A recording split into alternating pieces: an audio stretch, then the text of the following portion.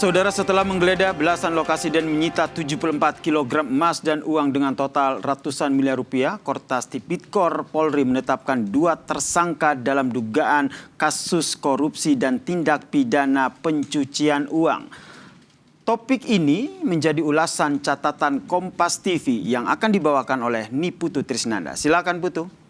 Terima kasih Yasir. Betul sekali, polisi tetapkan 2 tersangka yaitu mantan Jampitsus Febri Adriansyah dan seorang pengusaha swasta Don Rito terkait perkara dugaan korupsi batubara Asabri dan juga Krakatau Steel.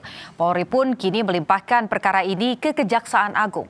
Tentu tidak hanya diungkap, namun kasus 3 mega korupsi ini pun harus diusut secara tuntas sebagai komitmen memberantas korupsi di negeri ini. Inilah catatan Kompas TV, ujian berat pemberantasan korupsi.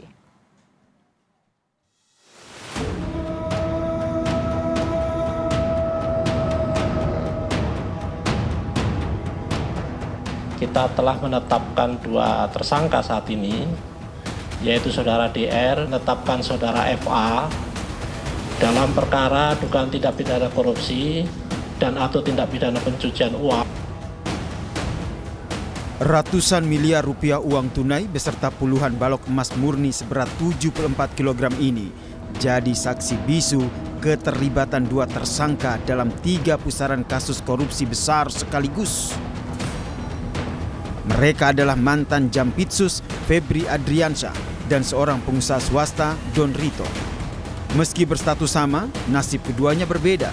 Don Rito kini resmi mendekam di balik jeruji besi rumah tahanan Polda Metro Jaya.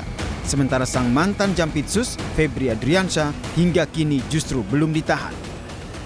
Menetapkan 2 tersangka saat ini, yaitu saudara DR yang telah diduga melakukan tindak pidana pencucian uang yang diduga berasal dari tindak pidana korupsi.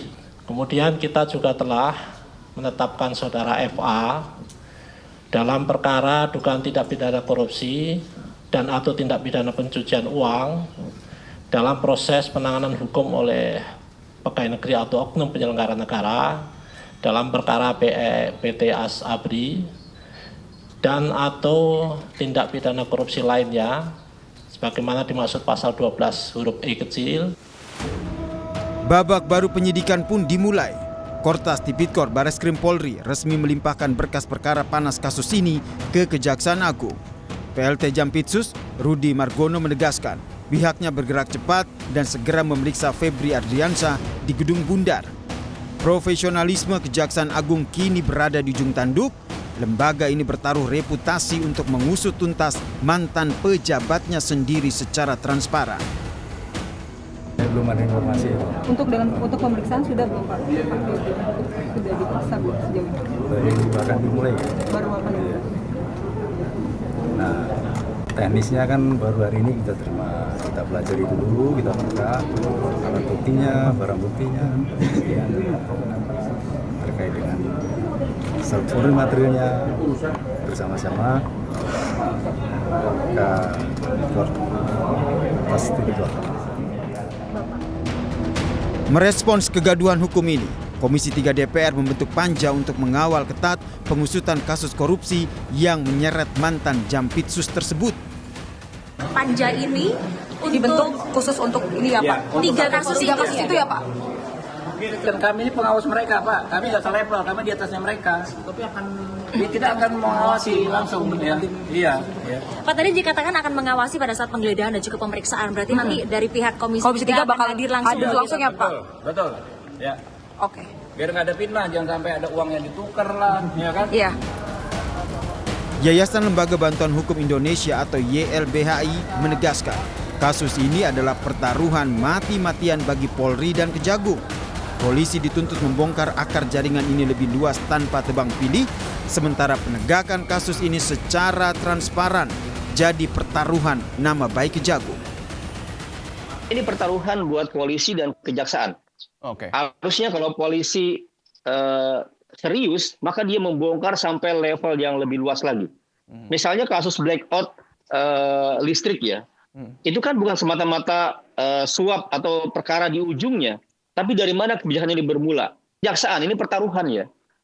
saat sekarang pucuk pimpinannya Jampitsus seperti ini, pertaruhan apakah kejaksaan tetap profesional melakukan penuntutan. Maka bagi saya ini harus ditunjuk benar-benar jaksa-jaksa yang clear, yang berani membongkar semuanya. Kalau tidak berhasil dua-duanya, maka bagi publik semakin menunjukkan bahwa ada kong-kalingkong di belakangnya. Pasca penetapan tersangka, Presiden Prabowo Subianto pun mendadak memanggil Menteri Pertahanan Syafri Syamsuddin, Jaksa Agung ST Burhanuddin, dan Kapolri Jenderal Listio Sigit Prabowo ke Istana Negara. Kini mata seluruh rakyat Indonesia tertuju pada komitmen Korps Penegak Hukum. Proses hukum yang transparan dan keadilan bukan lagi sekedar harapan, melainkan harga mati untuk membongkar tuntas gurita mega korupsi ini hingga ke akarnya. Tim Liputan, Kompas TV.